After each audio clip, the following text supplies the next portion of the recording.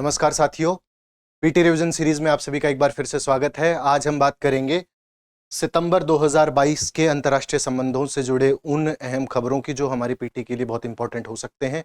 कुछ ऐसी खबरें हैं, उनका विश्लेषण करेंगे, उनको थोड़ा सा गहराई से जानने का प्रयास करेंगे कि सितंबर 2022 में ऐसा क्या घटा जो हमारे एग्जाम के पर्सपेक्टिव से हमारे लिए जरूरी है, हमें देखना बहुत जरूरी है। शुरू करते हैं पहली खबर के साथ। तो सितंबर 2022 में सबसे पहले जो सोवियत रूस के एक बहुत बड़े नेता मिखाइल गोर्बाचेव का 91 ईयर्स में उनका देहावसान हो गया, उनकी डेथ हो गई। उन्होंने क्या काम किए थे, वो कहां से आए, कैसे कम्युनिस्ट पार्टी में खुद को एस्टैब्लिश किया, किसकी नीतियों से प्रभावित रहे और बाकी भारत के साथ उनके कैसे संबंध रहे, भारत रूस संबंधों को या कहें कि सोवियत यूनियन के साथ उस वक्त जो संबंध थे उनको मजबूत करने में उनकी क्या भूमिका रही थी, ये देखते हैं। चलिए, तो कम्युनिस्ट पार्टी के नेता थे, ये हम जानते हैं सभी। उसके बाद उन्होंने जो स्टालिन की नीतियां थी वो स्टालिन के प्रभाव में आकर ही दरअसल राजनीति से जुड़े थे और उन्हीं की नीतियों को उन्होंने आगे बढ़ाया। तो स्टालिन की नीतियों के प्रभाव में आने के बाद 1970s में और 1972 भी एग्जैक्ट उनको स्टावरोपोल क्षेत्रीय समिति है उसके ये प्रथम पार्टी सचिव हो गए थे। आप जानते हैं कम्युनिस्ट पार्टी की संरचना कैसे होती है, उसमें नीचे से व्यक्ति क्षेत्रीय समितियों से लेकर के ऊपर जो उनका, जिसे हम कहते हैं पॉलिट ब्यूरो, तो ऐसे पॉलिट ब्यूरो में आगे बढ़ता है व्यक्ति धीरे धीरे करके और अंतिम जो परिणति होती है वो उसकी पार्टी सचिव या कम्युनिस्ट पार्टी का जो अध्यक्ष होता है वहां तक व्यक्ति को जाना होता है, जो प्रक्रिया आजकल हम चाइना में देखते हैं उस प्रकार से। फिर 1985 में जाकर के उन्हें सोवियत संघ की जो कम्युनिस्ट पार्टी थी उसके महासचिव के रूप में एस्टैब्लिश कर दिया गया या वो महासचिव बने। महासचिव बनने के बाद आप जानते हैं कि वो व्यक्ति महासचिव बनने के बाद एक तरीके से सरकार का कंट्रोलर बन जाता है। तो यहां से इनके वास्तविक शासक के रूप में इनका जो चलन है वो शुरू होता है। इन्होंने क्या काम किया, देखिए, इन्होंने मेजरली दो काम किए। इनकी दो नीतियां थी, पहली है इनकी ग्लासनोस्ट और दूसरी पेरेस्ट्रोइका। इन दो नीतियों पर उन्होंने काम किया और जो ग्लासनोस्ट है उसका अर्थ होता है पुनर्गठन। ठीक है, पुनर्गठन किस चीज का? पुनर्गठन अर्थव्यवस्था का। इन्होंने अर्थव्यवस्था को और ज्यादा उदारीकृत किया, तो यानी कि बेसिकली जो लोकतांत्रिक व्यवस्था है उसका आर्थिक क्षेत्र में भी विस्तार इन्होंने किया। और जो ये नीति है पेरोस्ट्रोइका, इसका अर्थ होता है ओपननेस, यानी कि खुलापन। वो बाजार की किस्म में हो सकता है, सूचनाओं के आदान प्रदान के संदर्भ में हो सकता है, और बेसिकली लोकतांत्रिकरण किसी व्यवस्था का अगर हम करते हैं तो ये वो व्यवस्था होती है। इन दो नीतियों के लिए बेसिकली उनको जाना जाता है। उदार व्यक्ति थे, उदार नेता थे और सोवियत रशिया को मॉडर्न आइडियाज पर आगे बढ़ाने का ये ख्वाब देखते थे। इन्होंने प्रेस और भाषण की स्वतंत्रता, यानी कि जिसको आज हम अभिव्यक्ति की आजादी के नाम से जानते हैं, freedom of expression and speech, उसको अर्थव्यवस्था के टर्म्स में और आर्थिक विस्तार में इन्होंने मदद की। लोकतांत्रिक तौर पर इन्होंने ये किया कि freedom of speech and expression पर काम किया और अर्थव्यवस्था में हमने ओपननेस की बात की। मिश्रित अर्थव्यवस्था, ओपन अर्थव्यवस्था की तरफ वो बढ़े। फिर इन्होंने शस्त्रों की कमी पर जोर दिया। युद्ध के ये कतई कहें कि एक पार्टी नहीं रहना चाहते थे युद्ध में, तो शस्त्रों की कमी, जिसे हम निशस्त्रीकरण कहते हैं। आप जानते हैं कि जब से एनपीटी, हम आगे देखेंगे, जब एनपीटी साइन हुआ था उसके बाद से लगातार ये प्रयास किए जा रहे थे कि पूरी दुनिया को कम से कम जो न्यूक्लियर वेपन्स हैं उनके टर्म में आगे बढ़ने से रोका जाए। जबकि जो देश, जो राष्ट्र न्यूक्लियर वेपन्स बना चुके थे उन पर इस प्रकार की कोई पाबंदी नहीं थी, उन्हें न्यूक्लियर स्टेट्स के तौर पर जाना जाने वाला था। लेकिन इनका कहना था कि शस्त्रों में ओवरऑल कमी आनी चाहिए, शस्त्रों का प्रयोग नहीं करना चाहिए। आप जानते हैं जब ये प्रीमियर बने थे वो शीत युद्ध का काल था। शीत युद्ध के काल में क्या होता था कि आपसी गुटबंदी जारी थी। दुनिया के अलग अलग देश, जो दो पावर्स थे, खासकर सोवियत रशिया या जिसे हम कहते हैं सोवियत रूस और यूएसए, ये दो धड़े थे, तो ये आपस में दुनिया को एक दूसरे की तरफ खींच रहे थे। इनका कहना था कि युद्ध को रोका जाना चाहिए किसी भी कीमत पर। और आज तक जो अभी पीछे युद्ध शुरू हुआ उस पर भी इनकी कड़ी प्रतिक्रिया आई थी और इन्होंने कहा था कि ये ह्यूमैनिटेरियन नहीं है। तो ये बात आपको समझनी होगी, शायद ये रहते तो वो स्थितियां पैदा ना होती। इसके बाद इन्हीं के काल में शीत युद्ध की समाप्ति होती है और ऐसा कहा जाता है कि इनकी नीतियों की वजह से, जो इनके देश के लोग हैं, जो रशिया के लोग हैं, उनका ये मानना है, जो वहां के विश्लेषक हैं, कि इनकी वजह से ही शायद शीत युद्ध खत्म हुआ, क्योंकि इनका वो अप्रोच नहीं थी देशों को लेकर के कि हमें युद्धों में जाना चाहिए, हमें गुटबंदियों में जाना चाहिए या किसी देश पर दबाव बना के उसे अपना अलाई बनाना चाहिए। वो इनकी नीति नहीं थी। इसके कारण शीत युद्ध की समाप्ति हो जाती है। ठीक है, उसके बाद भारत के साथ क्या संबंध थे? 2 बार भारत आए थे, 1986 में और 1988 में। आप अगर देखेंगे तो ये दोनों काल जो है ये भारत में राजीव गांधी सरकार के काल से जुड़े हुए हैं, तो उनकी मित्रता इससे देखी जा सकती है, क्योंकि हमारे भारत की उससे पुरानी सरकारें, चाहे वो इंदिरा गांधी की सरकार हो या उसके बाद की जनता पार्टी की सरकार हो, उसमें भारत के रशिया से काफी अच्छे संबंध रहे थे। वो अलग अलग कारणों से रहे थे, उनमें रशिया का कितना हिस्सा है वो एक अपने आप में विवादास्पद इशू है। लेकिन हाँ, यूरोप ने अपने निशस्त्रीकरण की पहल को एशिया तक विस्तारित करने का प्रयास किया, और ये उसी के एवज में, उसी से मिले जुले, उसी के साथ जुड़े हुए ये दोनों प्रयास थे। भारत चूंकि निशस्त्रीकरण, जो एनपीटी संधि हमने बात की ना, उसके आगे विस्तार में हालांकि बात करेंगे, तो भारत के साथ एनपीटी को लेकर के जो इश्यूज थे, भारत साइन नहीं कर रहा था, भारत लगातार न्यूक्लियर वेपन डेवलप करने का प्रयास कर रहा था। तो अगर भारत न्यूक्लियर वेपन डेवलप करना चाहता था, लेकिन उसी समय पर यूरोप चाहता था कि भारत अपने न्यूक्लियर वेपन्स को कंट्रोल करे, ये भी यही चाहते थे, ये भी 2 बार भारत आए, इन्होंने भी इसी प्रकार के प्रयास किए, लेकिन भारत ने उस मामले पर कम से कम इनकी सलाह को नहीं माना। भारत के साथ सहयोग बढ़ाना चाहते थे, निश्चित तौर पर बढ़ाया। किन किन सेक्टर्स में बढ़ाया?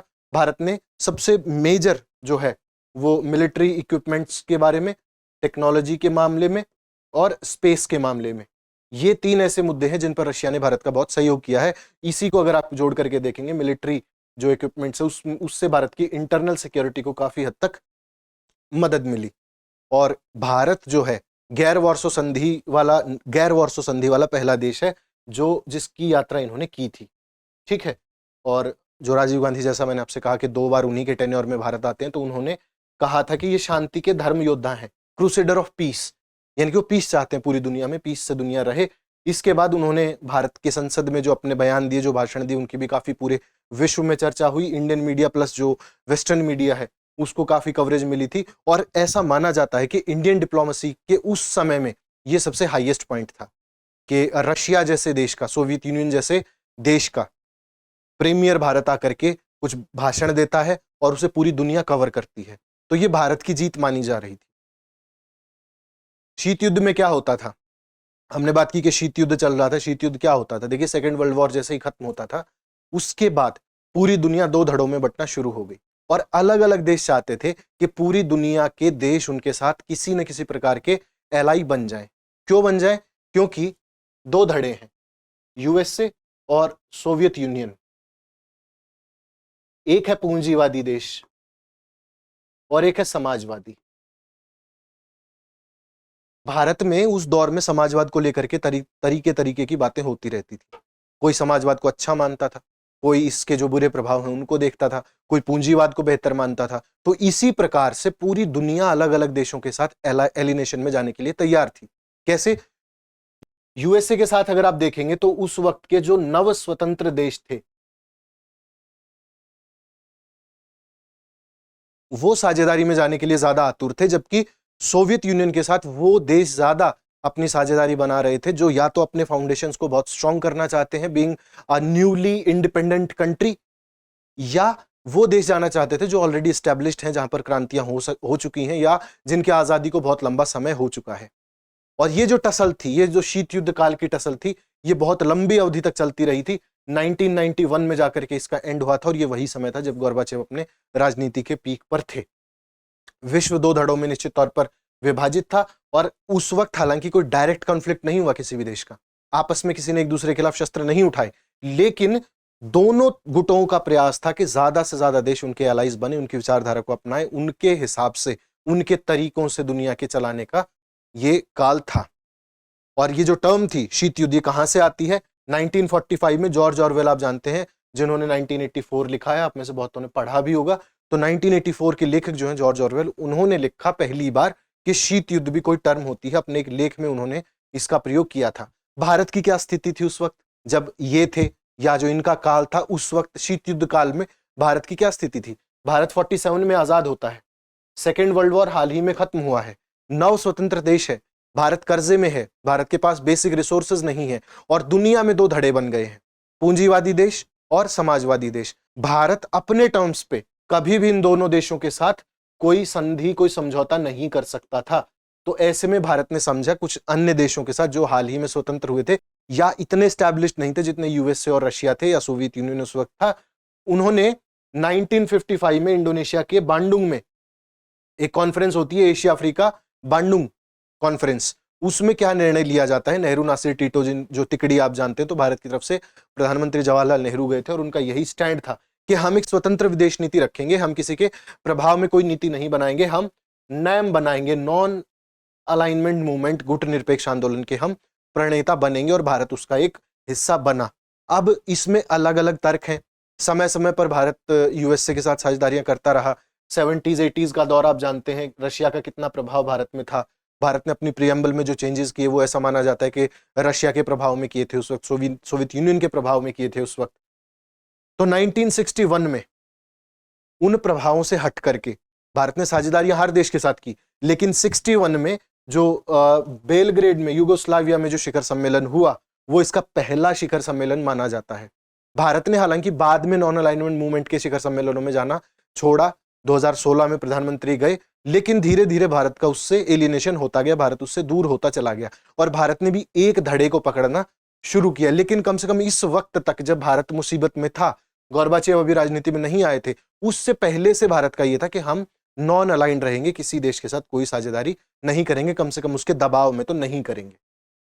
ठीक है, उद्देश्य क्या था भारत के ऐसा करने का? देखिए, भारत साम्राज्यवाद से लड़ रहा था, उपनिवेशवाद से भारत होके गुजरा ही था और नव उपनिवेशवाद फैल रहा था। नव उपनिवेशवाद को समझेंगे, ये क्या होता है। नस्लवाद अन्य देशों में था, भारत में तो नहीं था, कम था ये कह सकते हैं, लेकिन अफ्रीकी देशों के साथ, जिनके साथ भारत नैम का एक हिस्सा था, उन देशों में ये काफी था। और विदेशी ताकतों की अधीनता स्वीकार न करने के परिणाम स्वरूप भारत ने इसको बनाया था और उनके खिलाफ एक संघर्ष के तौर पर एक गुट निरपेक्ष आंदोलन या गुट निरपेक्ष देश बनाया था, जिससे हमें क्या मिलने वाला था, हमें अपनी संप्रभुता मिलने वाली थी, अपनी वैचारिक व्यक्तिगत स्वतंत्रता मिलने वाली थी और क्षेत्रीय अखंडता और सुरक्षा हम सुनिश्चित कर सकते थे। अखंडता कैसे? कि अगर मान लीजिए कभी देश में किसी दूसरे देश की वजह से यहां पर सो कॉल्ड डेमोक्रेसी स्थापित करने के लिए अगर कोई आंदोलन होते हैं विदेशी प्रभाव में, तो उससे भारत की क्षेत्रीय अखंडता को नुकसान पहुंच सकता था और सुरक्षा सुनिश्चित भारत को करनी थी। इसलिए भारत ने नैम का पार्ट होना स्वीकार किया बजाय कि किसी देश के साथ जाने के। ठीक, 1979 का हवाला डिक्लेरेशन हुआ था, वहां पर इसका जो घोषणा पत्र है या जो उद्देश्य प्रस्ताव है वो तय किए गए थे। और जो ये शीत युद्ध का काल था, जिसमें गोर्बाचेव भी थे, सोवियत यूनियन भी था, यूएसए भी था, भारत भी आजादी होके अभी नया नया निकला ही था, तो ऐसे काल में पूरे विश्व की व्यवस्था को अपने हाथों में लेने, पूरी विश्व शांति सुरक्षा को स्थापित करने के लिए जरूरी था कि हम किसी देश का हिस्सा ना हो। और भारत ने ऐसा ही किया और एक तटस्थ कदम उठाया, जिससे कम से कम भारतीयों की दो महाशक्तियों के बीच पिस करके दुर्गति नहीं हुई। हमने अपनी एक स्वतंत्र विदेश नीति रखी और अंतर्राष्ट्रीय स्तर पर निर्णय लेने की, कोई रुख अपनाने की एक स्वतंत्रता अपने हाथ में ली। ये भारत ने किया शीत युद्ध काल में, गोर्बाचेव के काल में। 2009 का एक प्रश्न है जो इन्हीं से जुड़ा हुआ है, वो हम देखते हैं। भारत के निम्नलिखित राष्ट्रपतियों में से कुछ समय के लिए गुट निरपेक्ष आंदोलन के महासचिव भी थे। आपको बताना है, सर्वपल्ली राधाकृष्ण, वराहगिरी वेंकटगिरी, ज्ञानी जैल सिंह या शंकर दयाल शर्मा, इनमें से कौन से भारत के राष्ट्रपति हैं जो नैम के अध्यक्ष भी रहे हैं या महासचिव कहें, सेक्रेटरी रहे हैं? जो आप इससे अर्थ निकालें, आपको बताना है। आप इसका आंसर कमेंट में बता सकते हैं, हम अगले एपिसोड में इसका आंसर देखेंगे। ठीक, इसके बाद है अप्रसार संधि समीक्षा सम्मेलन में रूस की कुछ आपत्तियां थी। तो सबसे पहले तो समझ लेते हैं कि अप्रसार संधि है क्या। अप्रसार किसका? अप्रसार परमाणु हथियारों का, कि परमाणु हथियारों का अप्रसार नहीं होना चाहिए, इसके लिए संधि हस्ताक्षरित की गई थी। भारत हालांकि संधि का हिस्सा नहीं है, लेकिन चूंकि वैश्विक स्तर पर इतनी बड़ी संधि है, परमाणु हथियारों से ये संबंध रखती है, इसलिए हमें जानना जरूरी है कि ये है क्या। तो न्यूयॉर्क में अप्रसार संधि समीक्षा सम्मेलन आयोजित हुआ। समीक्षा सम्मेलन आयोजित होते हैं क्योंकि संधि साइन हो चुकी है, और समीक्षा सम्मेलनों का अर्थ होता है कि हम इस संधि में क्या नया कर सकते हैं, क्या खराब कर रहे हैं, उसको डिलीट करके नई जो प्रोसेसेस हैं उनको ऐड करना। तो इसमें रूस ने आपत्ति दर्ज करा दी। रूस क्योंकि एक न्यूक्लियर पावर है और उसके पास वीटो शक्ति भी है यूएन में, तो उन्होंने इस समीक्षा बैठक में बिना किसी नतीजे के ही बाहर आना पड़ा सारे देशों को। परमाणु अप्रसार संधि क्या है? ये चूंकि सितंबर में हुआ था और बाद में इसके नतीजे जो है हमको देखने को मिल भी गए थे कि रूस के इस कदम के बाद क्या हुआ, वो हम अगले महीनों में डिस्कस करेंगे। अभी जैसे पीछे हमने डिस्कशन किया, क्या डिस्कस किया हमने कि 1980s में रूस अपना प्रभाव बढ़ा रहा है, शीत युद्ध का काल है, बहुत सारे देशों के पास परमाणु हथियार हैं, तो दरअसल दोनों देशों के पास हथियार हैं, रशिया के पास भी है, सोवियत यूनियन के पास भी है, यूएसए के पास भी है, सब एक दूसरे को अपने एलाइज बनाने का प्रयास कर रहे हैं। तो ऐसे ऐसे देश टेक्नोलॉजी ट्रांसफर ना करें, अपने सहयोगी देशों को परमाणु शक्ति प्रदान ना कर दें, इसके लिए एक सम्मेलन आयोजित किया जाता है जिसका उद्देश्य होता है कि कोई भी देश परमाणु हथियारों का प्रयोग, परमाणु शक्ति का प्रयोग परमाणु हथियार बनाने के लिए ना करे, बल्कि सिर्फ अपनी ऊर्जा आवश्यकताओं को पूरा करने के लिए करे, उसको बढ़ाने के लिए, ताकि विश्व में शांति बने और निशस्त्रीकरण हो, कि कम से कम किसी देश में हथियारों को बढ़ावा ना मिले। और हथियार परमाणु भी हो सकते हैं, उसके लिए एक संधि हस्ताक्षरित की गई 1968 में। इस संधि को हस्ताक्षरित करवाया गया, 70 में यह लागू हो जाती है। इसके 190 से ज्यादा देश सदस्य हैं। अभी भारत इसका हिस्सा नहीं है। और भारत इसका हिस्सा क्यों नहीं है? देखिए, आपको सुनने में देखने में लगता है कि चलिए ठीक है, परमाणु हथियार क्यों बढ़ने चाहिए, पूरी दुनिया में परमाणु हथियारों पर रोक लगा देनी चाहिए, किसी को परमाणु, क्योंकि हिरोशिमा नागासाकी का हमने हाल देखा 1945 में, आज तक उनका क्या हश्र है वो हम देखते हैं।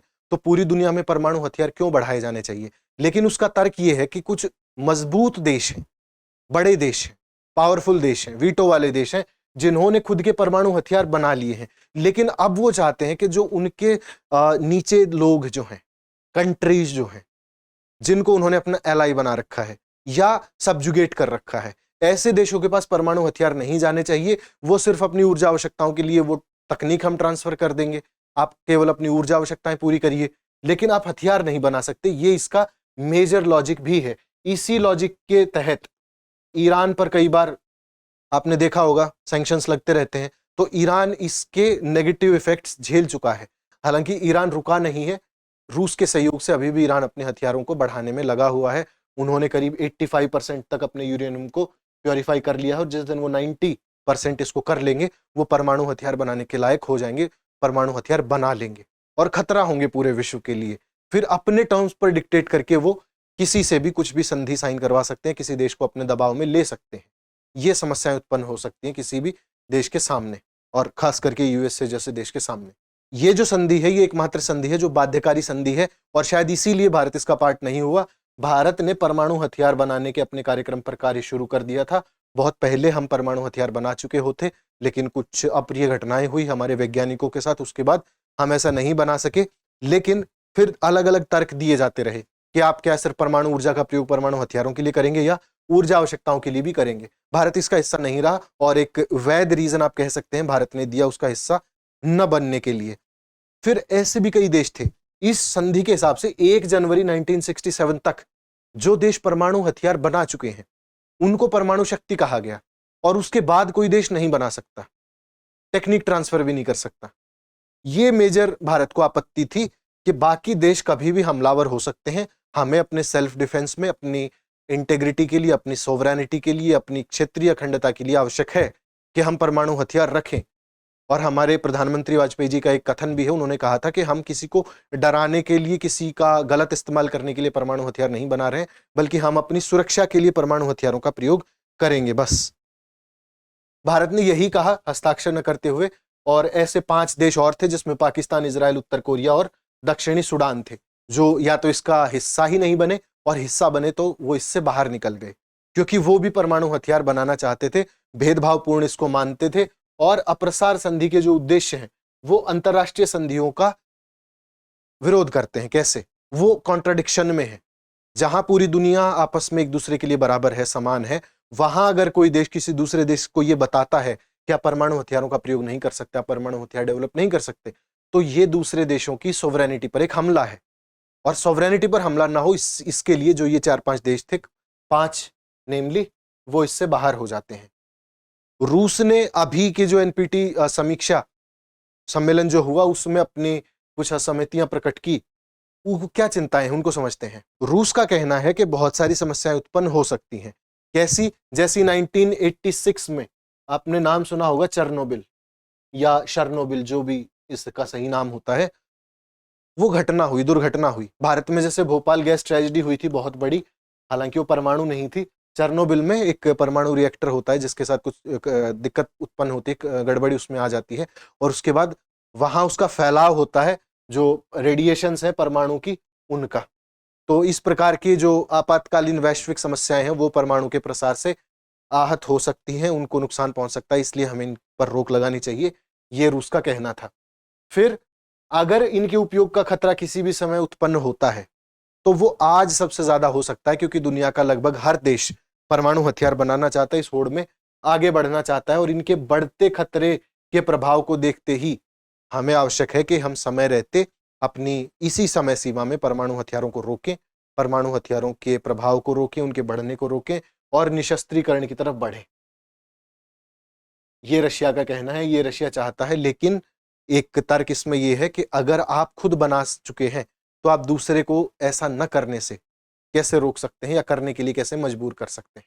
ठीक, तो वायुमंडल में और बाहरी अंतरिक्ष में पानी के नीचे परमाणु हथियारों का जो प्रयोग है उसके लिए अलग अलग संधियां साइन की गई हैं। आपको 2-3 संधियां याद रखनी है, जैसे आंतरिक परीक्षण प्रतिबंध संधि पीटीबीटी। आपको परीक्षण पर अगर आप पकड़े जाते हैं तो आप पर सैंक्शन, जैसे भारत ने किया, बहुत छुपा छुपा कर भारत ने अपने परमाणु परीक्षण किया और जब बन गया तो पूरी दुनिया के सामने से बताया, अनाउंस किया, तो ये एक उपलब्धि थी उस वक्त। फिर है कॉम्प्रिहेंसिव न्यूक्लियर बैंड ट्रीटी, जिसे हम सीटीबीटी के नाम से जानते हैं। तो ये निशस्त्रीकरण के लिए प्रतिबद्ध है कि पूरी दुनिया में निशस्त्रीकरण होना चाहिए, किसी के पास हथियारों का जखीरा नहीं होना चाहिए, और जितने भी सदस्य राष्ट्र यूएन के हैं उनको कम से कम निशस्त्रीकरण की तरफ आगे बढ़ना चाहिए, ये संधि कहती है। उसके बाद है टीपीएनडब्ल्यू या परमाणु हथियारों के लिए निषेध पर संधि। ये भी एक ऐसी संधि है, 2021 में लागू हुई थी, भारत इसका सदस्य नहीं है, और भारत जिसका सदस्य नहीं है उससे हमें ज्यादा कंसर्न भी नहीं होना चाहिए, लेकिन पता हमें जरूर होना चाहिए। Treaty on prohibition of nuclear weapons. फिर परमाणु आपूर्तिकर्ता समूह है एनएसजी, भारत इसका भी समूह नहीं है क्योंकि भारत एनपीटी का भी सदस्य नहीं है। तो भारत मेजरली बेसिकली परमाणु हथियारों से संबंधित, परमाणु ऊर्जा से संबंधित जितने भी ज्यादातर संस्थान है उनका सदस्य नहीं बना है, उन संधियों का सदस्य भारत नहीं बना है। फिर मिसाइल प्रौद्योगिकी नियंत्रण व्यवस्था है, वासेनार व्यवस्था है, और बैलिस्टिक मिसाइल प्रसार विरुद्ध हेग संहिता है, हेग आचार संहिता जिसको कहा जाता है। ये जो सारे कदम है ये हमें बताते हैं कि परमाणु हथियारों को क्यों हमें रोकना चाहिए। तो आपको इनसे संबंधित जो संधियां हैं, इनसे संबंधित जो मेजर डिटेल्स हैं, लोगों के नाम हैं, देशों के नाम हैं, कौन किसका सदस्य है नहीं है, इन बातों पर जोर देना है, उनको डीपली एनालाइज करना है। फिर प्रश्न आता है इसमें, हाल ही में संयुक्त राज्य अमेरिका ने ऑस्ट्रेलिया समूह तथा वासेनार व्यवस्था के नाम से ज्ञात बहुपक्षीय निर्यात नियंत्रण व्यवस्थाओं में भारत को सदस्य बनाए जाने का समर्थन करने के निर्णय लिया है। इन दोनों व्यवस्थाओं के बीच में क्या अंतर है, 2011 का प्रश्न है, इसी से संबंधित था, तो पीवाईक्यू के तौर पर हम इसे देख सकते हैं। ऑप्शंस हैं, ऑस्ट्रेलिया समूह एक अनौपचारिक व्यवस्था है जिसका लक्ष्य निर्यातक देशों द्वारा रासायनिक तथा जैविक हथियारों के प्रगुणन में सहायक होने के जोखिम को न्यूनीकृत करना है, जबकि वासेनार व्यवस्था ओईसीडी के अंतर्गत गठित एक औपचारिक समूह है जिसके पास समान लक्ष्य है। पहला ऑप्शन। दूसरा, ऑस्ट्रेलिया समूह के सहभागी मुख्यतः एशिया, अफ्रीका और उत्तर अमेरिका के देश हैं, जबकि वासेनार व्यवस्था के सहभागी मुख्यतः यूरोपियन संघ और अमेरिकी महाद्वीप के देश हैं। आपको बताना है कथन 1 ठीक है, कथन 2 ठीक है, दोनों ठीक है, या कोई भी ठीक नहीं है, ये आपका प्रश्न है। हम अपनी अगली खबर पर चलते हैं, सितंबर से। हिंद प्रशांत आर्थिक ढांचा। तो भारत के जो उद्योग मंत्री हैं उन्होंने अमेरिका में हिंद प्रशांत आर्थिक ढांचे की मंत्री स्तरीय बैठक हुई थी, उसमें हिस्सा लिया था, और उस हिस्से से जो निकल करके आया वो हम समझ लेते हैं। भारत इसमें 4 बेसिकली फाउंडेशनल स्टेप्स कह सकते हैं, तो भारत ने 3 स्टेप्स को तो मान लिया है, चौथे स्टेप को भारत ने नहीं माना है। ये ढांचा क्या है, ये बेसिकली निष्पक्ष और लचीले व्यापार का जो स्तंभ था उससे भारत दूर रहा है। क्या काम करता है, जो इंडो पैसिफिक, नाम से ही क्लियर है ना, हिंद और प्रशांत, ये जो महासागर है, इनके जो देश है मेजरली, उनके बीच में एक व्यापारिक समझौता है, एफटीए नहीं है, व्यापारिक समझौता सरीखा है। तो भारत इसके, और बाध्यकारी भी नहीं है, आप जितना चाहे उतना अपने ऊपर लागू कर सकते हैं। तो भारत ने 3 स्तंभों पर तो अपनी सहमति प्रकट की, जिसमें से आपूर्ति श्रृंखला है, यानी कि जो सप्लाई चेन है वो बनी रहनी चाहिए सब देशों के बीच में, भारत ने एग्री किया। फिर टैक्सेशन है, और भ्रष्टाचार विरोधी और स्वच्छ ऊर्जा, यानी कि टैक्सेशन ऐसा हो जिसमें करप्शन ना हो, और करप्शन की जो प्रैक्टिसेस है उनको खत्म किया जा सके, और स्वच्छ ऊर्जा के जो मानक है उन पर भारत ने अपना पक्ष जाहिर किया, उसका समर्थन किया। लेकिन निष्पक्ष और लचीले व्यापार का जो स्तंभ था उससे भारत दूर रहा, उसका समर्थन भारत ने नहीं किया। क्या है, इसे कहेंगे इंडो पैसिफिक इकोनॉमिक फोरम, ये इसको हम कहेंगे आईपीईएफ। इसका काम क्या है? बेसिकली अमेरिका के नेतृत्व की एक पहल है। दुनिया में जितने भी मेजर ग्रुपिंग्स बनती हैं, आप इंटरनेशनल रिलेशन में देखेंगे तो वो ग्रुपिंग्स किसी बड़े महाशक्ति के द्वारा शुरू की जाती हैं, और ग्रुपिंग्स का पार्ट होना ही किसी देश को महाशक्ति बनाता है। अमेरिका को भी बनाता है। क्या रीजन है? आप जानते हैं कि क्वाड है इस एरिया में, ऑकस है और IPEF है। तो ये इंपॉर्टेंट क्यों है ये रीजन अमेरिका के लिए? ये इंपॉर्टेंट है क्योंकि दुनिया का करीब 70% व्यापार इसी रीजन से होता है, और अगर इस रीजन में आपके सहयोगी नहीं है या आपके जो ऑपोजिशन में जो महाशक्ति है उसके समर्थन में ज्यादा है, तो आपके लिए समस्याएं पैदा हो जाएंगी। इसलिए अमेरिका लगातार प्रयास करता है कि इस रीजन में अपने सहयोगियों को बढ़ाया जाए। तो इस क्षेत्र में लचीलापन यानी कि फ्लेक्सिबिलिटी, स्थिरता, समावेशिता और आर्थिक विकास निष्पक्षता के साथ होते रहे और एक दूसरे के साथ कंपेटिटिवनेस बनी रहे, इसको बढ़ाने के लिए अलग अलग देशों के बीच आर्थिक साझेदारी को मजबूत करने के लिए अमेरिका आगे आया है और अपने तत्वाधान में इसे शुरू किया है IPF। तो 12 इसके प्रारंभिक देश हैं, 12 देशों के साथ इन्होंने शुरू किया था, जिनका टोटल वैश्विक GDP मिलाएं तो 40% ऑफ द वर्ल्ड बनता है। बहुत बड़ा नंबर है। 40% को अगर आपने एक बार में साध लिया है तो बहुत बड़ा नंबर है। ये कोई फ्री ट्रेड एग्रीमेंट नहीं है, हालांकि जब अगर दो देश चाहें तो आपस में बात करके इसको फ्री ट्रेड एग्रीमेंट बना सकते हैं, लेकिन ये बाध्यकारी नहीं है किसी पर भी, और फ्री ट्रेड तो बिल्कुल नहीं है। हाँ, आपस में अगर कोई बात करके कुछ बनाना चाहे तो बना सकता है। 4 स्तंभ है, हमने बात कर ली थी। एक तो आपूर्ति श्रृंखला है, फूड सप्लाई जो चेन होती है वो है, लचीलापन है, स्वच्छ ऊर्जा है, डीकार्बनाइजेशन है यानी कि कार्बनीकृत जो आपने कर दिया है इस एरिया को उसको कम करना, और आधारभूत संरचना का विकास करना, इंफ्रा का डेवलपमेंट करना, ये इसका काम है। कराधान टैक्सेशन को कैसे कम ज्यादा किया जा सकता है, कैसे दो देशों को और ज्यादा कंपिटिटिव बनाया जा सकता है, भ्रष्टाचार को कैसे रोका जा सकता है, और निष्पक्ष और लचीला व्यापार कैसे हो सकता है। लचीले व्यापार से भारत इसलिए दूर रहा क्योंकि लचीले व्यापार में आपको अपने टर्म्स को मोल्ड करना पड़ता है, मॉडिफाई करना पड़ता है दूसरे देशों के कहने पर, तो भारत इससे बाहर रहा। अभी इसके करीब 13 सदस्य देश हैं। देशों के नाम देख लीजिए ताकि अगर कहीं एलिमिनेशन में आपको मदद मिले तो इससे आपको मिल जाए। ऑस्ट्रेलिया है, Brunei, Fiji, Bharat, Indonesia, Japan, दक्षिण Korea, Malaysia, New Zealand, Philippines, Singapore, Thailand, संयुक्त राज्य अमेरिका और वियतनाम। ये 13 देश इसके सदस्य देश हैं। इसके अलावा जो देश बच गए वो इसके हिस्से नहीं है। बातचीत भले चल रही हो, आपको टिक नहीं करना है, आपको ठीक नहीं बताना है उस आंसर को। भारत की क्या स्थिति है? भारत की स्थिति है कि इससे बाकी सदस्य देशों को क्या लाभ मिलेगा। अगर मान लीजिए किन्हीं दो देशों के बीच में फ्री ट्रेड एग्रीमेंट्स हैं, ऑलरेडी है, एग्जिस्टिंग है, तो क्यों उन देशों को इसका पार्ट होना चाहिए? क्यों उन देशों को किसी एक्स्ट्रा बर्डन को ढोना चाहिए? उनके हिसाब से निर्णय लेने चाहिए या इसे मानना चाहिए? क्यों मानना चाहिए? भारत का ये रुख है कि जिस देश के साथ अगर द्विपक्षीय साझेदारी में लाभ हो रहा है तो उनको कंटिन्यू करना चाहिए, किसी एक्स्ट्रा ग्रुपिंग का पार्ट उनको नहीं बनना चाहिए। फिर जैसे पर्यावरण के कुछ पहलू हैं, तो क्या वो विकासशील देशों के साथ भेदभाव नहीं करते हैं? कैसे कि आपने डीकार्बनाइजेशन की एक बात की, तो कार्बन कंटेंट जो कई बार इंडस्ट्रियलाइजेशन से भी बढ़ता है। तो जब जो देश विकास कर चुके हैं, विकसित जो देश हैं, वो तो कार्बनाइजेशन पहले कर चुके हैं, डीकार्बनाइजेशन करने की सारी जिम्मेदारी विकासशील देशों पर है। क्यों होनी चाहिए? नहीं होनी चाहिए। ये भारत का रुख है। फिर भारत की जो घोषित स्थिति है उसके साथ भी टकराव आ जाता है कई बार। डेटा को लेकर के एक मेजर पॉइंट है कि आप व्यक्तिगत डेटा संरक्षण विधेयक भारत का जो आया है इंटरनेट के संदर्भ में, तो वो ये कहता है कि एक व्यक्ति को अपना डेटा प्रिजर्व करने की, उसको सुरक्षित रखने की जिम्मेदारी है, और उसमें स्टेट भी एक रोल प्ले करता है। तो अगर हम जो डेटा साझा करेंगे, इंटरनेट जो हम इकोसिस्टम बना रहे हैं, जो साइबर सिक्योरिटी है और उसको रेगुलराइज करने का, विनियमित करने का जो ढांचा है, जो व्यापक कानूनी ढांचा हम बना रहे हैं, उसके साथ एक हितों का टकराव होगा, वैचारिक टकराव होगा। इसलिए भी भारत इसका पार्ट नहीं होना चाहता। डिजिटल नीति के लिए महत्वपूर्ण बाधा है क्योंकि हम डिजिटलाइजेशन उतना नहीं कर पाएंगे जितना हम करना चाहते हैं, जो हमारी नीतियां हैं।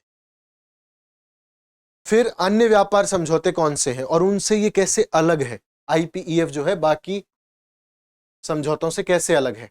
तो बेसिकली एक व्यापार समझौता नहीं है, ट्रेड एग्रीमेंट नहीं है।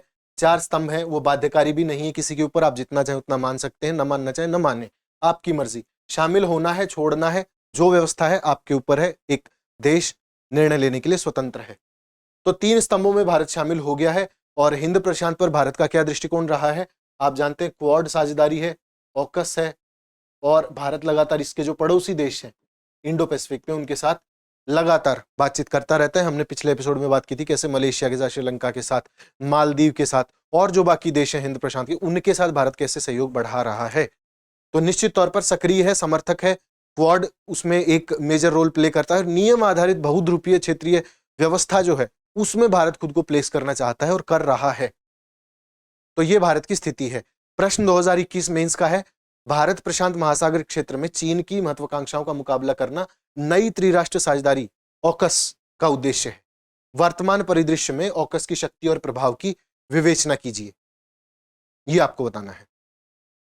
क्या जो ऑकस है उसका जो गोल है, क्या उसकी शक्ति और प्रभाव उतना है, यह आपको बताना है। इसके बाद है भारत कतर जीआई उत्पाद बैठक। जीआई उत्पाद क्या होते हैं आप जानते हैं। भारत में और कतर के जो आपसी मंत्रालय है, जो वहां के विभाग हैं और हित समूह है, उनके बीच में एक वर्चुअल मीटिंग होती है। और जो ये वर्चुअल नेटवर्किंग मीटिंग है, इसका कुल उद्देश्य ये होता है कि जीआई टैग जो भारत में दिया जाता है, उसके जो निर्यातक हैं, जो आयातक हैं, उनको कैसे और ज्यादा भरोसा दिलाया जा सकता है, उनमें क्या और ज्यादा रिवैम्पेशन डेवलपमेंट की जा सकती है, इसको लेकर के दोनों देशों के बीच में बातचीत होती है। तो ये बेसिकली एक मंच है, इससे ज्यादा कुछ नहीं है। हम जानते हैं कि जीआई टैग्स क्या होते हैं। जीआई टैग हमारे लिए इंपॉर्टेंट हो जाते हैं क्योंकि सितंबर में ये मीटिंग हुई थी और बहुत संभव है कि अभी कुछ नए जो प्रोडक्ट्स हैं उनको भी जीआई टैग मिला है। तो वो कैसे काम करते हैं, क्या जीआई टैग होता है। जीआई का मतलब है ज्योग्राफिकल इंडिकेटर। इसका मतलब ये है कि कोई वस्तु, कोई भी वस्तु, ठीक है, वो एक निश्चित भौगोलिक क्षेत्र में पाई जाती है, तो उस भौगोलिक क्षेत्र के हिसाब से उसकी विशेष जो विशेषता है उसको पहचानना और उसको आइडेंटिफाई करना, उसको रिकॉग्नाइज करना, जीआई टैग होता है। फिर काम कैसे करता है, वस्तुओं का भौगोलिक सूचक होता है कि ये फलां वस्तु फलां जगह की है और ये वहीं पाई जाती है, ये उसकी क्वालिटी दर्शाती है। तो पंजीकरण और संरक्षण अधिनियम 1999 के तहत इसे संचालित किया जाता है, पंजीकरण की जाती है और सुरक्षा भी की जाती है। आप उसको फॉर्ज नहीं कर सकते, आप उससे इन्फ्रिंजमेंट नहीं कर सकते, आप उसको छेड़ नहीं सकते, उसके साथ खिलवाड़ नहीं कर सकते। और ये जो पहल है भारत की, ये दरअसल अंतरराष्ट्रीय जो मानक हैं उनके तहत होती है। कैसे, एक आप जानते हैं कि ट्रिप्स नाम की एक व्यवस्था है विश्व व्यापार संगठन की, बौद्धिक संपदा अधिकार, और उसके जो व्यापार संबंधी पहलू हैं उनका ये हिस्सा है कि किसी व्यक्ति, किसी वस्तु को आइडेंटिफाई करके आप उसको जीआई टैग दें और उसके बाद उसे प्रिजर्व करें, कंजर्व करें, आइडेंटिफाई करें, रिकॉग्नाइज करें, ये उनका काम होता है। और पेरिस कन्वेंशन का जो अनुच्छेद 1 सबसेक्शन 2 है और अनुच्छेद 10 है, वो औद्योगिक संपत्ति और भौगोलिक संकेतकों का संरक्षण बौद्धिक संपदा के ही तत्व मानता है। यानी कि किसी वस्तु का किसी ज्योग्राफिकल इंडिकेटर के हिसाब से प्रिजर्व किया जाना उसके बौद्धिक संपदा के अंतर्गत ही आता है कि ये बौद्धिक व्यवस्था ही है। ठीक है, मुख्य रूप से कृषि में होता है, प्राकृतिक या निर्मित उत्पाद हो सकते हैं, हस्तशिल्प हो सकता है, औद्योगिक सामान हो सकता है कि आपने कोई ऐसी वस्तु बनाई जो सिर्फ आप बना सकते हैं, आपके एरिया में बन सकती है। कोई प्राकृतिक रूप से ऐसी कोई वस्तु पैदा होती है, आपके यहाँ पे फल होते हैं या कुछ भी सब्जियां होती हैं, या कोई आप कुछ काम करते हैं, कढ़ाई करते हैं, चिकनकारी करते हैं, या आपको कुछ ऐसा ज्ञान है जो आपके सिर्फ यहाँ होता है, उसको जीआई टैग दिया जाता है।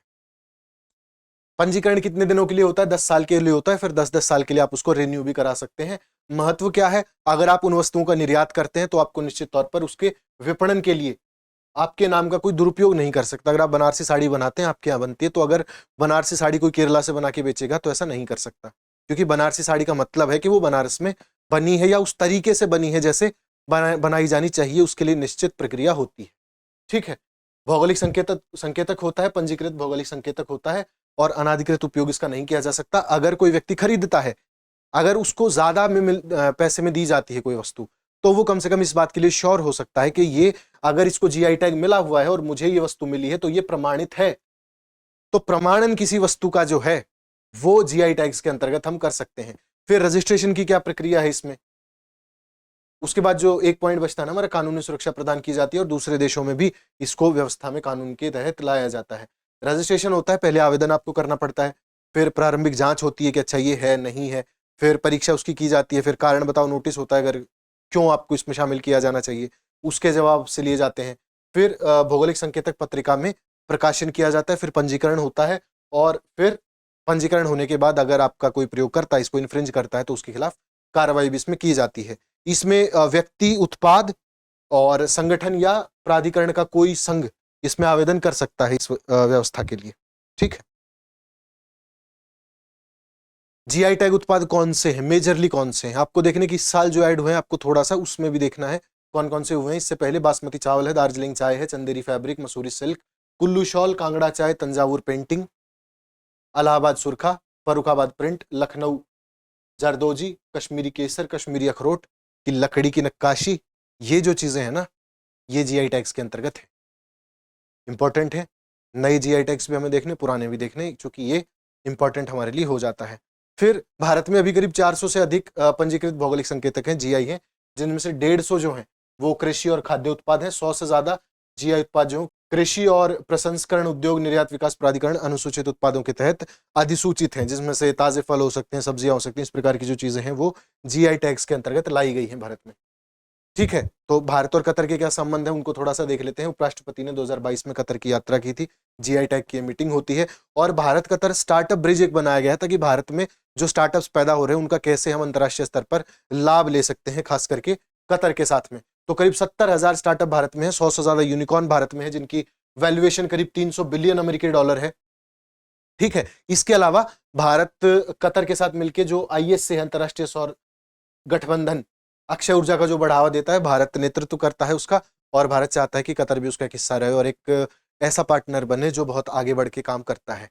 फिर व्यापार मंडलों के बीच में जो साझेदारी होती है उसकी हमने बात की है अभी, कैसे जीआई टैग्स के मामले में हम आगे काम कर रहे हैं और देशों के साथ ISA और जो स्टार्टअप कल्चर है उसमें आगे बढ़ सकते हैं।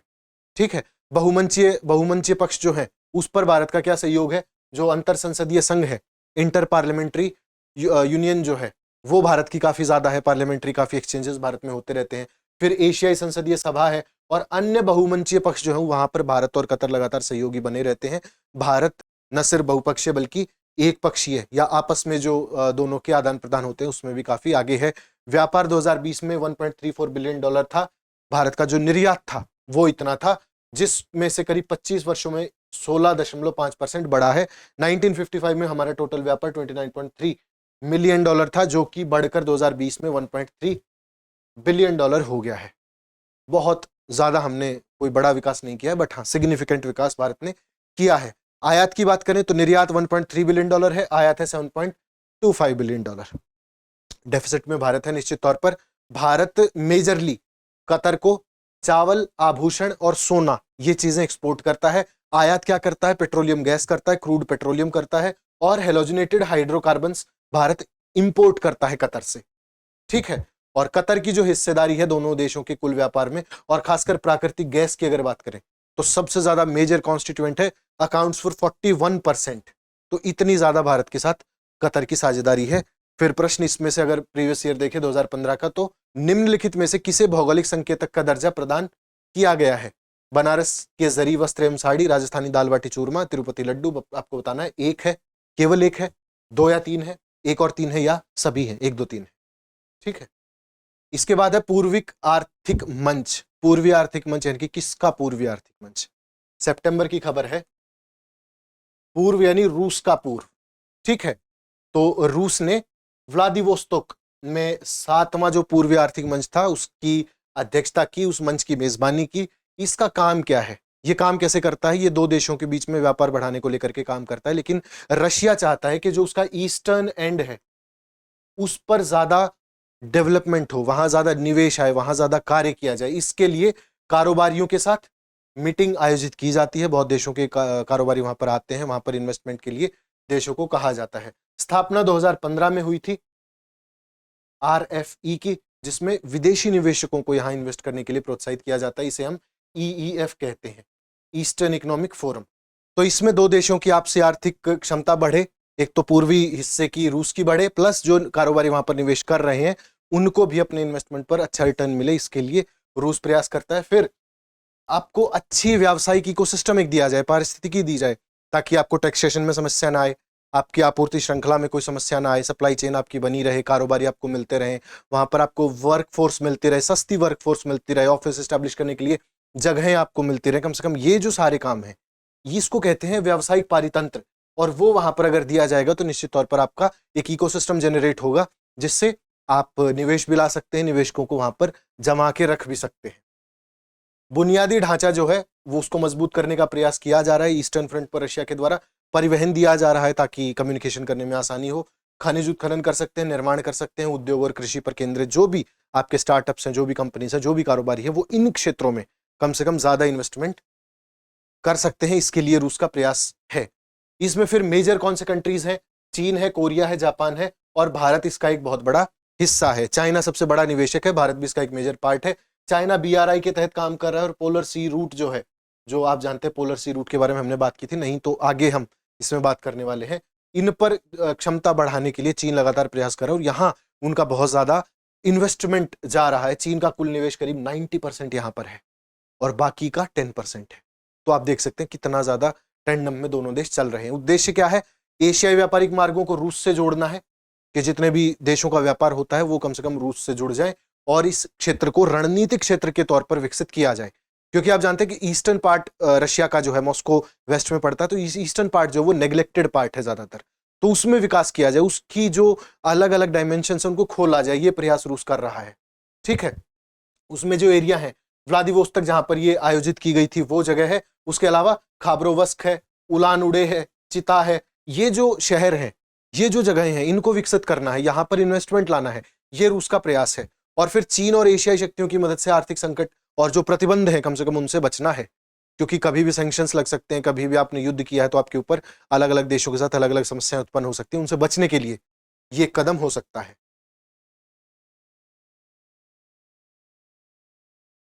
फिर है इसका महत्व क्या है? देखिए, ये जो एरिया है ना पूर्वी, ये रशिया का 1/3 एरिया है टोटल। रूस का जितना टोटल एरिया उसका 1/3 एरिया ये जो है। फिर मछली है, तेल है, प्राकृतिक गैस है, लकड़ी, हीरे और अन्य जो खनिज है वो यहां पर प्रचुर मात्रा में होते हैं। ठीक है, फिर जीडीपी में लेकिन टोटल 5% ही इसका योगदान है। इतना बड़ा देश 1/3 हिस्सा और 5% योगदान नहीं हो सकता, उसको बढ़ाना है। उसको कैसे बढ़ाएंगे? एक तो देखिए, जो सामग्री है, जो संसाधन है, वो यहां पर प्रचुर मात्रा में उपलब्ध है, लेकिन कर्मी नहीं है, काम करने वाले लोग नहीं है, ठंडा इलाका है, लोग जाना पसंद नहीं करते हैं।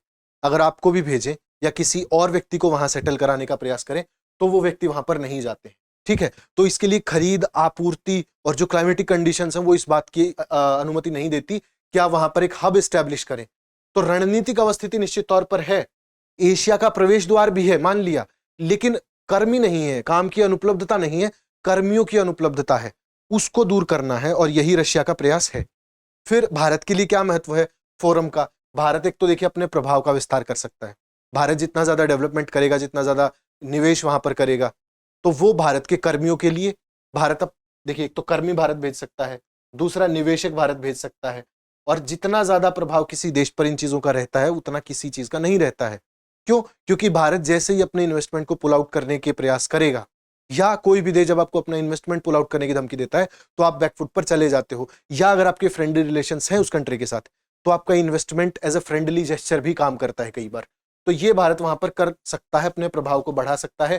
फिर रूस के साथ जो व्यापार है, संपर्क है और जो निवेश है उसका विस्तार निश्चित तौर पर भारत करेगा। भारत किन एरियाज में काम कर सकता है? एनर्जी में काम कर सकता है, फार्मास्यूटिकल्स में काम कर सकता है।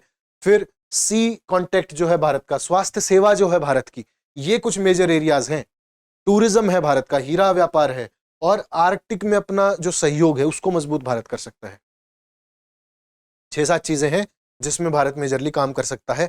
तो इस क्षेत्र में भारत ने 2019 से लगातार प्रयास किए हैं कि वो कम से कम बेसिक इंफ्रास्ट्रक्चर में काम करे और 1 बिलियन अमेरिकी डॉलर इतना इन्वेस्टमेंट भारत इसमें अभी तक कर चुका है और लाइन ऑफ क्रेडिट पर देने की भी पेशकश की है। अंतर्राज्यीय संपर्क जो स्थापित होगा, हीरा व्यापार बढ़ेगा, ये हमने बात कर ली पहले। दोनों के बीच संतुलन कैसे स्थापित करेगा भारत? हमने आईपीएफ की बात की थी ना, इंडो पैसिफिक इकोनॉमिक फोरम, और ईईएफ, रशिया अमेरिका, दो गुट हैं, दो साझेदारियां हैं। कैसे भारत काउंटर करेगा? कैसे उनमें भारत एक संबंध ऐसा स्थापित करेगा कि किसी देश को यह न लगे कि आप किसी अन्य देश के साथ ज्यादा साझेदारी में जा रहे हैं? कैसे काम करेगा? तो देखिए, रूस के साथ भारत के संबंध अच्छे हैं तो ईईएफ का एक नेचुरल इन्वेस्टर भारत हो सकता है। और देखिए, अभी तो चाइना की 90% साझेदारी इसमें है, तो भारत कोई ज्यादा इन्वेस्टमेंट वैसे भी नहीं कर रहा है। फिर आईपीईएफ में भारत ने चारों टर्म्स नहीं मानी है, केवल 3 मानी है। ठीक है, भारत किसी भी साझेदारी में पूर्णतया नहीं है। आईपीईएफ में भी केवल 3 साझेदारियां भारत ने मानी है, 3 समझौते माने, 3 बिंदु माने, चौथा बिंदु नहीं माना है। और यहां पर भी भारत ने केवल 90% हिस्सा जो चीन करता है, उसके अलावा जो 10% है, उसमें बहुत सारे देश हैं, केवल उसमें भारत का इन्वेस्टमेंट है। तो किसी का भी हिस्सा नहीं है भारत। भारत तटस्थ ही रह रहा है, बहुत संभल संभल कर कदम रख रहा है दोनों ही परिस्थितियों में।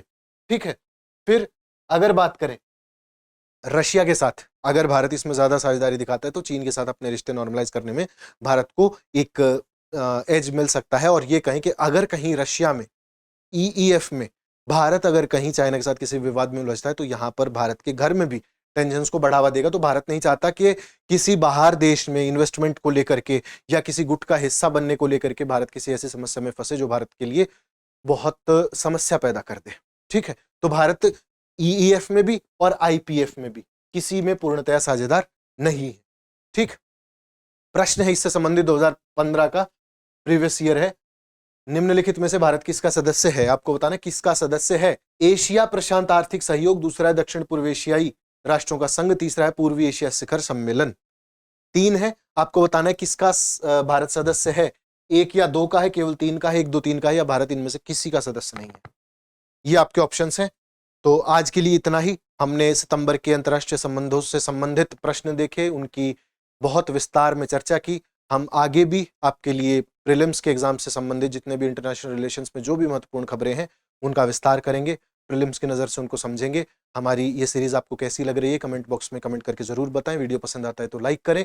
हमारे दूसरे वीडियो देखने के लिए हमारी प्लेलिस्ट में जाकर अन्य वीडियोस देखें। आज के लिए इतना ही, आपसे फिर मिलेंगे अंतर्राष्ट्रीय संबंधों की अगली वीडियो में। बहुत बहुत धन्यवाद।